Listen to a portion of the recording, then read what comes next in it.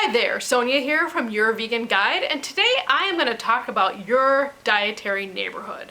I want to tell you a little bit about my dietary neighborhood and what I mean by a dietary neighborhood in the first place.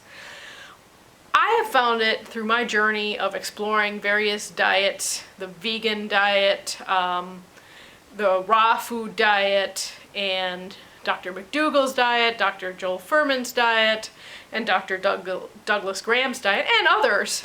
I see where there are the similarities and where there are the differences, and areas that I've already decided upon. Obviously, the name of this channel is Your Vegan Guide, and yes, in fact, I am a vegan. I have decided for both health, ethical, spiritual reasons that I'm going to be a vegan for life. So that means I am not going to be eating the standard American diet, at least not as it is today. Maybe in 50 years or something, if we get to the point where we're all vegan, then my diet will be the standard American diet. But we'll see. So, anyways, I've just thought that it's so much easier for me to recognize how far I've come and not feel frustrated with all the differences between what the various experts are saying I should do and my own experimentation to find the best diet for me, to think about my dietary neighborhood. Because I know, just like, some people like living on the west side, some people like living in the country, that type of thing, you can tell from your neighborhood that there's certain characteristics. And I know that the dietary neighborhood I live in is nothing like the standard American diet.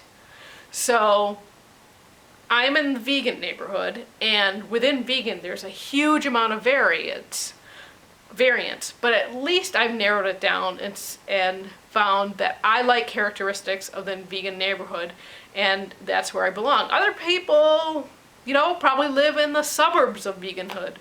So many people have come up to me and said, when they learn I'm vegan, they say, I don't eat very much meat. And some vegans scoff at that and say, well, if you eat meat, you're not a vegan. But I do think that means something. There are studies that are showing that the consumption of meat is going down, and it is meaningful. So somebody may live in the suburb of veganism, but not yet be a vegan. But again, as you experiment and do your own research and find out what works for you and what doesn't work for you, you're going to move around.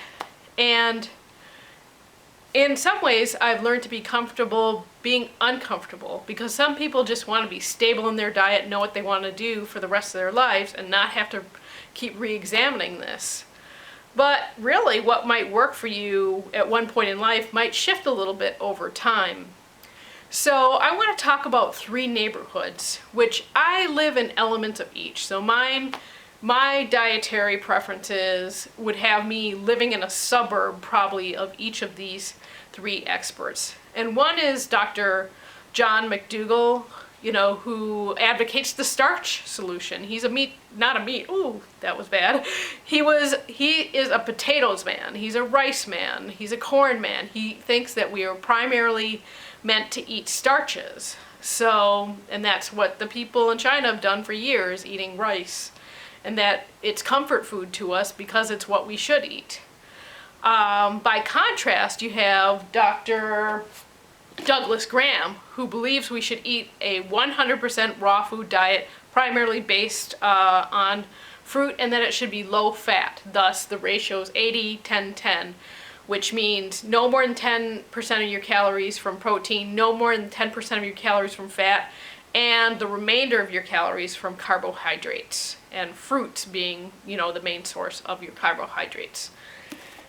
And then we have Dr. Joel Furhman, who I think is actually probably a good one to start with. If you're eating the standard American diet, I think he's almost the easiest transition point. And I would say I'm eating closest to what Dr. Furhman's recommendations are than any of the other experts that I've just mentioned.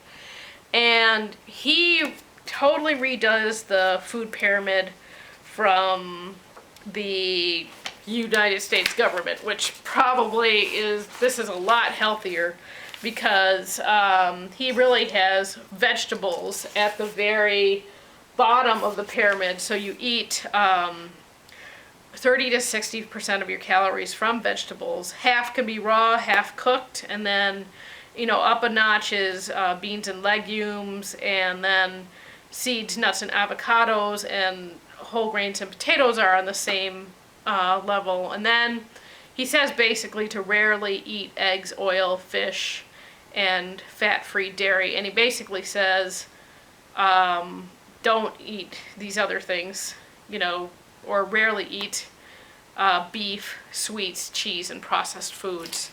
So I think he's almost the most accessible because he's got ranges to work with. So I really definitely recommend checking out Dr. John McDougall, Dr. Joel Furhman, and Dr. Douglas Graham.